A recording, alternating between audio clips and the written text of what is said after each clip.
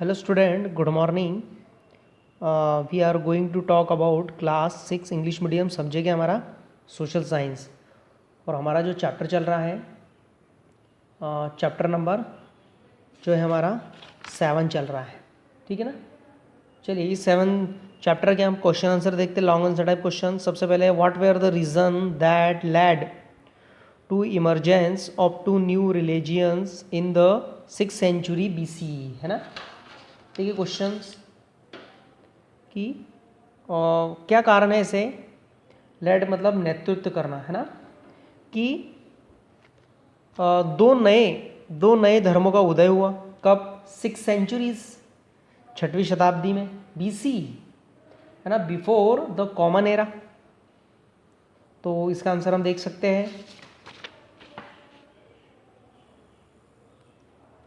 ठीक है। इसका आंसर हम देखते हैं, इन 600 BC वर्ण was based on birth.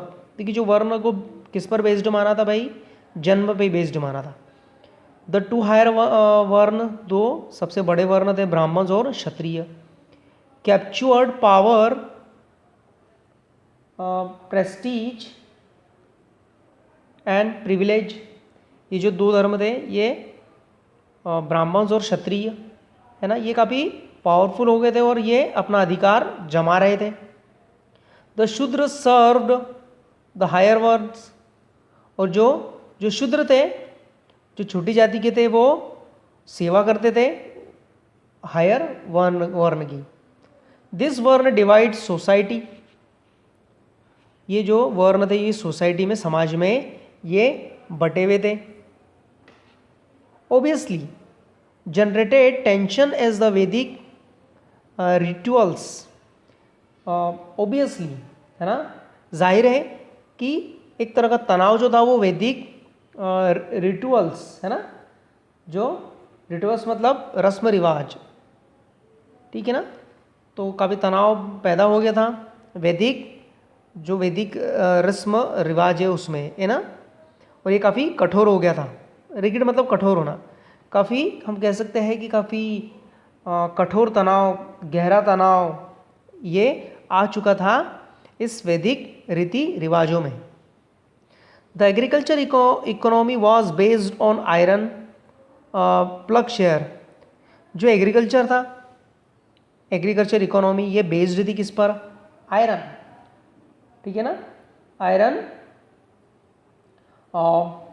फ्लोग share, iron की जो फाल है उस पर। This required the use of blocks, है ना, ब्लॉक्स मतलब ये किस पर डिपेंड थे भाई, जो फाल थी, है ना, आयरन फाल पे डिपेंड। जो हम जैसे हम नागर बखर की बात करते हैं, हल की बात कर रहे हैं, उसका जो नीचे वाला जो पार्ट होता है वो आयरन का बना होता है।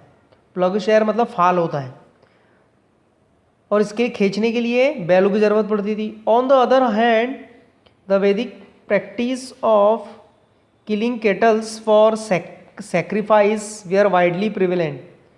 और दूसरी ओर क्या हो रहा था कि जो पालतू जानवर है उनको मारा जा रहा था, काटा जा रहा था, है ना, काफ़ी अधिक मात्रा में। This made the people involve in agriculture unhappy in society.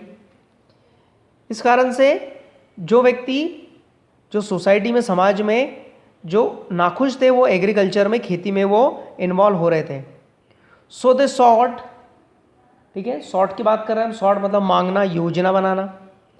So they sought for the ways to get out of the hold of the Brahmans. वो क्या कर रहे थे, वो रास्ता खोज रहे थे, ताकि वो इंतजार कर रहे थे ताकि क्या कर सके, वो ब्राह्मण्स को यहाँ से गेट आउट मतलब उनको वहाँ से बाहर कर सके। This are the reason that led to emergence of 2 new religions in the 6th century BC। यही कारण थे कि 6th सेंचुरी में जो है 2 नए धर्मों का उदय हुआ। Next question, discuss the teachings of Mahavir.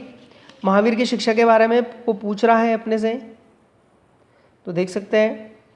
The teachings of Mahavir were simple, बहुत ही साधारण थी। He based on teachings on 3 rights, ये जो थी वो 3 अधिकारों पर थी, बेस्ड थी। राइट फेथ, राइट नॉलेज और राइट कंडक्ट। मतलब फैथ मतलब विश्वास होता है, सही विश्वास, सही ज्ञान और सही संचालन। The three techniques are called त्रिरत्नार। इस 3 तकनीक को त्रिरत्नार का नाम दिया गया। 3 ज्वेल्स है ना, त्रिरत्नार्स 3 ज्वेल्स नाम दिया गया। Mahavir did not criticize the varna system. अबे क्रिटिसाइज मतलब आलोचना, उन्होंने जो वर्ण सिस्टम की कभी भी आलोचना नहीं की। According to him, an individual's positions in life was related to his good and bad deeds in his previous life। देखिए, प्रति व्यक्ति की जो स्थिति थी जीवन में, ये रिलेटेड थी, किस पर आधारित थी? उसके गुड डीड्स, अच्छे व्यवहार, अच्छी आदतों पर, अच्छे कर्म पर आधारित थी ये। इन हिज प्रीवियस लाइफ है ना, जो मतलब कहने का मतलब है कि हमने जो पुराने समय या फिर पिछले जन्म में हमने जो कर्म किए हैं उसी का फल हमें इस जन्म में मिलता है। ये जो थे भगवान महावीर के जो वो 3 राइट्स है, फिर उनका ऐसा विचार था। Next question, last question, what is the importance of Upanishad in Indian philosophy?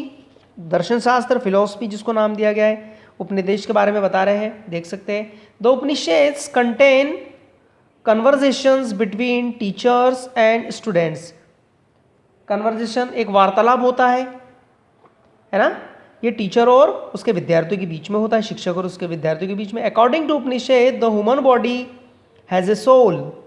मतलब उपनिषद के अनुसार जो मानव का शरीर है वो एक आत्मा है। The atman which survive even after the body dies. और ये जो आत्मा होती है ये भटकती है, जब मानव शरीर का अंत होता है, उसकी मृत्यु होती है। The Upanishad says that a person can reach God through भक्ति।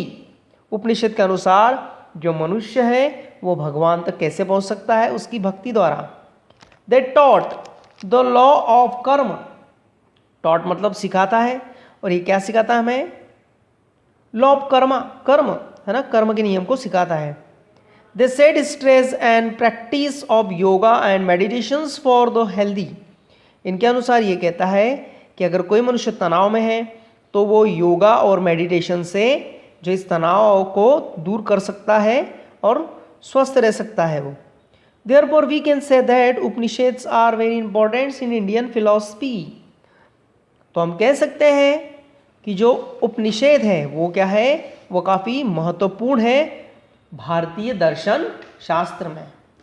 ठीक है, I hope you understood the answer of long answer type questions of class 6 English medium subject social science. Thank you.